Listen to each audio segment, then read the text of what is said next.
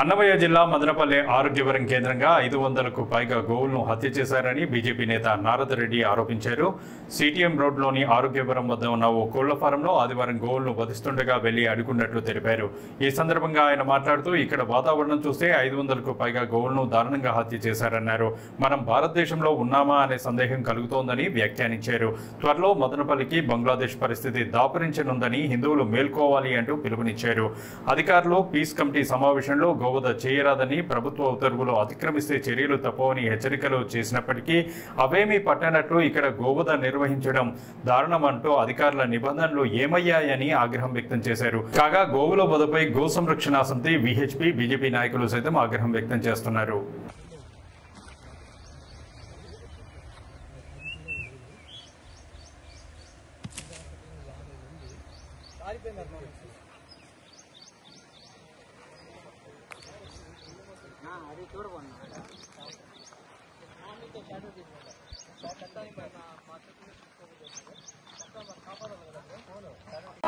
పండుగలు వచ్చారని చెప్పి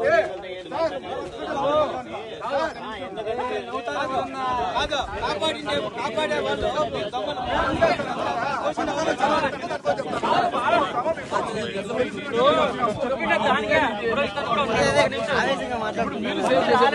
వేరే వెహికల్ రాలే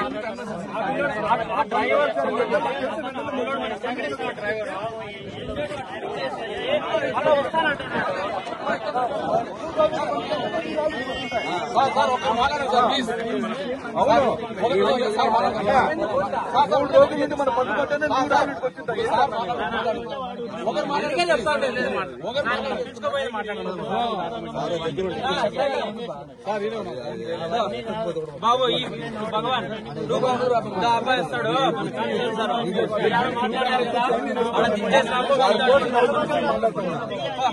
పోయినారు మాంసం పంపించారు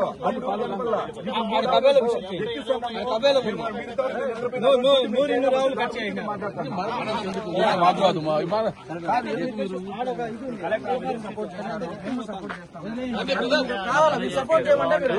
మనోళ్ళే మాట్లాడారు ప్లేస్ లో వస్తాడు. వేరే బండి రాలే, ఇంకొక బండి రాలే, ఇదే వస్తుంది. సార్ మీరు చెప్పినారు సార్, మీరు బస్ లో ఒక ఆవుని కూడా ఎక్కించినారు, మాకు తెలుసు సార్.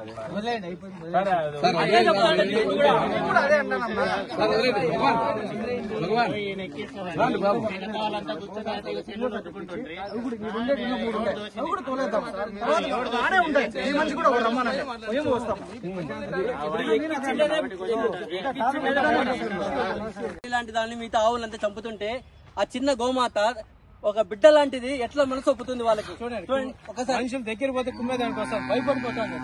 ఎంత భయపడి ఉండాలి, అది మనుషుల మధ్యలో పెరిగే ఆవు.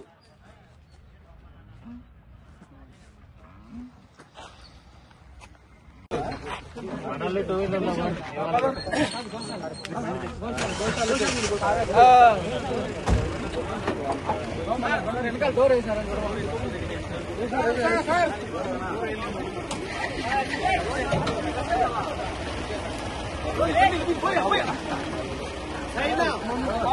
రైట్. తమ్ముడు చెప్పినట్లుగా ఈ ఏరియాలో జరిగినటువంటి పాప విచాచకమైనటువంటి, మనం ఎక్కడ ఉన్నాము, భారతదేశంలో ఉన్నామా లేదంటే పాకిస్తాన్లో ఉన్నామా, బంగ్లాదేశ్లో ఉన్నామా, ఇంకే దేశమైనా ముస్లిం కంట్రీస్లో ఉన్నామనేది ఒక సందేహం కాదు. ఒక బ్రదర్ చెప్పినట్లు ఏడ్చుకొని ఎన్ని గోవులు, ఎన్ని కన్నీటి వ్యధ అంతా కూడా ఈ ప్రకృతి మీద పడుతుంది. ఇప్పుడు వచ్చే రోగాలు కాకుండా, కరోనా కాకుండా ఇంకే రోగమైనా వస్తుంది డ్యూ టు గోవధ. గోవధ వల్ల ప్రపంచ శాంతి లేకున్నా ఎక్కడ ఉన్నది ఎట్లంటే, ప్రపంచ శాంతి లేనటువంటి దేశం ఎక్కడ ఉంది అంటే గోవధ ఎక్కడ ఎక్కువ ఉంది. గోవధ ఎక్కడ ఉందో ప్రపంచ శాంతి లేదు, వాళ్ళకు జీవన విధానం లేదు. మన భారతదేశంలో కూడా 20-30% గోవధ జరిగిపోతామంటే మనకు కూడా అశాంతి లేకుండా ఇంత అంత అశాంతి లేదు అంటే డ్యూ టు గోవధ.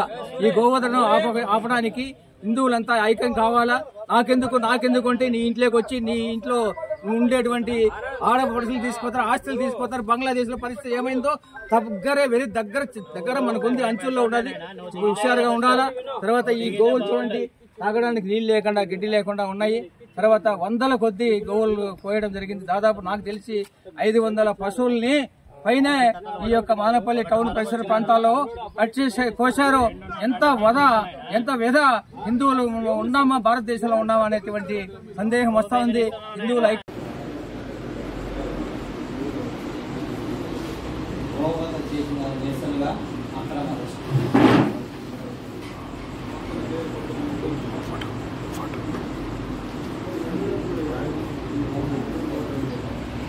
తోకలు లభించినాయి. దీనిపైన ఒక 4 రోజుల కిందట గౌరవ సబ్ కలెక్టర్ గారు మదనపల్లిలో పీస్ మీటింగ్ పెట్టి ఇటువంటి చర్యలు పాల్పడకూడదని చెప్పి రెవెన్యూ వాళ్ళకి ఆదేశాలు ఇచ్చినారు, పోలీస్ యంత్రాంగానికి ఆదేశాలు ఇచ్చినారు. కానీ ఇక్కడ పోలీస్ యంత్రాంగం గాని రెవెన్యూ యంత్రాంగం గాని ఎక్కడ పని చేయకుండా ఈ గోవధ జరిగేదానికి ఆస్కారం వాళ్లే ఇచ్చినారు. మేము దాన్ని గోవధని కాపాడాలని పోతే మా మీదే రిటర్న్ గా కేసులు పెడతామని పోలీసు వాళ్ళు మాకు బెదిరిస్తున్నారు. ఇది ఎంతవరకు కరెక్ట్ అని చెప్తున్నాం. యాజ్ పర్ ద చట్టం ఏదైతే ఉందో గోవుని వధించాలంటే వెటర్నరీ డాక్టర్ సర్టిఫికేట్ ఉండాలి. ఈ ఎన్ని గోవులకి సర్టిఫికేట్లు ఇచ్చారు? ఇది ఏ గోవు కూడా సర్టిఫికేట్ లేదు. చట్టాన్ని వ్యతిరేకంగా పనిచేసే వాళ్ళకి పోలీసు రెవెన్యూ వ్యవస్థలో ఉండే పెద్దలు వత్తస్సు పలుకుతున్నారు. అంత అవినీతిమయమైంది. డబ్బులు తీసుకొని పొద్దు మదనపల్లిలో గోవధ జరుగుతోంది. ప్రతి హిందువు ఇది మేల్కోవాలి. ప్రతి హిందువుకి పిలుపునిస్తున్నా. మన తల్లి లాంటి గోవులు చంపుతున్నారు. హిందువుల యొక్క ఆత్మాభిమానం మీద ఇప్పుడు దాడి చేస్తున్నారు ఈ ప్రభుత్వ యంత్రాంగం. ఖచ్చితంగా దీనిపైన చర్యలు లేకపోతే భవిష్యత్ కార్యాచరణ ఇప్పుడే డిసైడ్ చేస్తాం. మా యొక్క ఆత్మ గౌరవం సాక్షిగా దీన్ని పనిచేస్తాం. గోవుల కోసం. జై శ్రీరామ్.